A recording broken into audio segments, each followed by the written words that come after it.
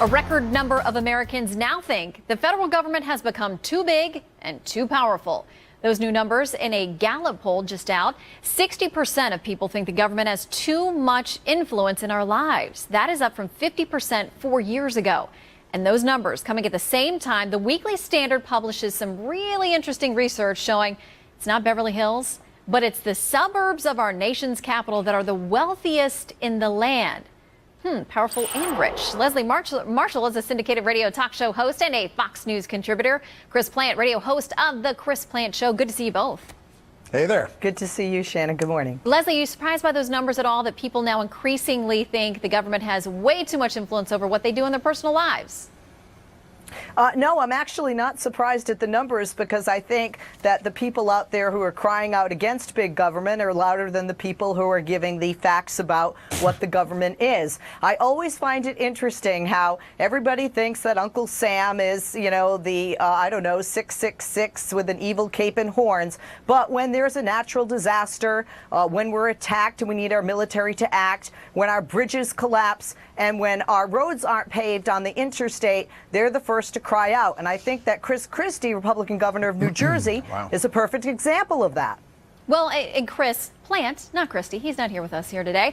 Chris Plante, though, of course, the government, the federal government does have obligations under the Constitution, and certain things they are supposed to provide for and certain things they are supposed to do. But, the numbers are going up across the board. It's not just the Republicans who clearly think that the government has too much control. It's up 10% over the last year of Democrats who think that the feds have too much control, too.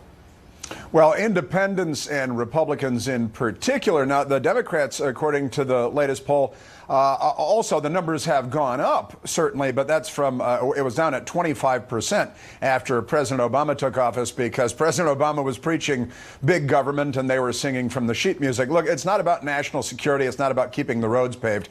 It's about horning in on every decision that we have to make. And it's the federal government, and quite honestly, it's all levels of government. It's county government, it's state government, it's city government, from Michael Bloomberg banning 18-ounce Cokes to Barack Obama telling us what kind of health insurance we should have, to the Democrats pushing programs like smart meters. Well, they'll set the temperature in your living room for you, and the school system, which is a calamity, and government has just gotten too big for its britches, and it's horned in on too many of our decisions and too much of our business. And, honestly, it shouldn't be a Republican-Democrat thing. I understand that it is.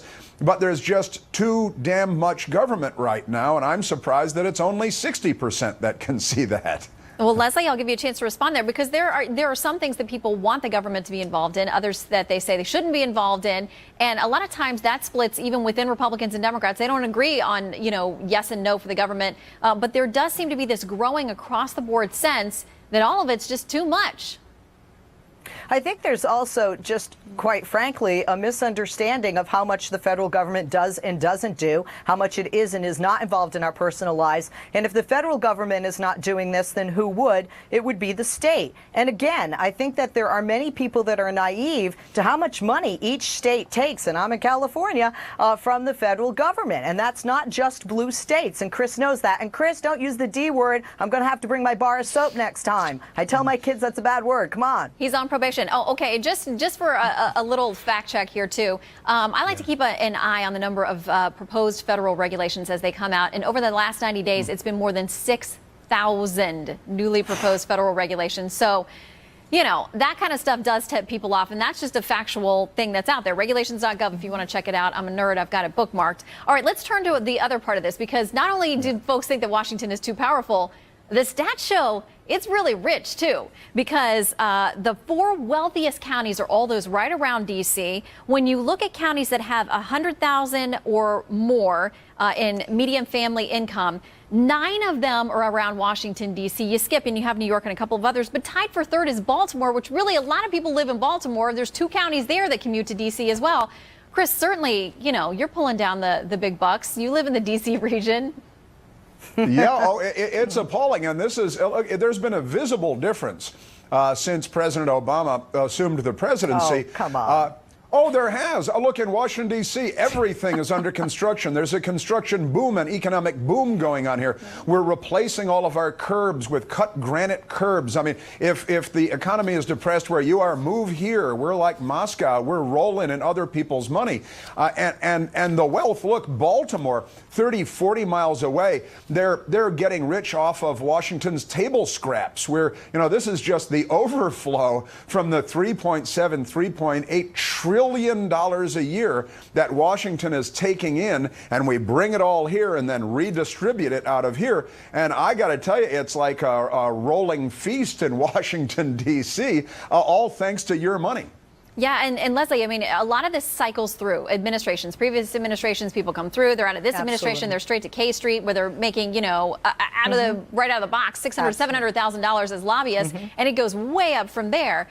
It's clear that there's a lot of money in Washington. Yeah. Oh, yeah, no question. And this is not partisan. Come on, Chris, be a realist. This is because they can make more money. They're hiring more lobbyists. There are more companies like the big health insurance companies to try and fight Obamacare, and they're still trying to do that. What do you have? 6 lobbyists in the healthcare industry per senator. 6 per senator. They're all living in D.C. And let's not forget our Democrat and Republican in the House and the Senate who live in the Washington area. But for most of the year, they're not making any chump change, those people. And I don't see those Republicans giving any of that money back either, Chris, who are so upset about the federal spending. No, Chris, that's not it, though, Chris, Leslie. quick final word to you. Yeah, I mean, look, this is government. It's not about 600 lobbyists. It's about the $3.8 trillion. All right, that's what it's about, and it's all coming into Washington D.C. and it's being parceled out here in Washington, and we've become the richest zone in the country, and it's visible. There's no sign of a recession here. We're rolling in other people's money here. This is a one-company town, and we don't make anything but debt, from what I can tell. And still Nancy Pelosi says there's no place we can cut. Not as the cupboard is bare, as she said. Well, that is a whole nother conversation, which I'm sure the two of you could make a lot of hay over. I'm just wishing some of that money in D.C. would roll over my D.C. neighborhood in the streets that were potholes that swallowed children. Anyway, Chris and Leslie, good to see you both. Thanks. Good to see you.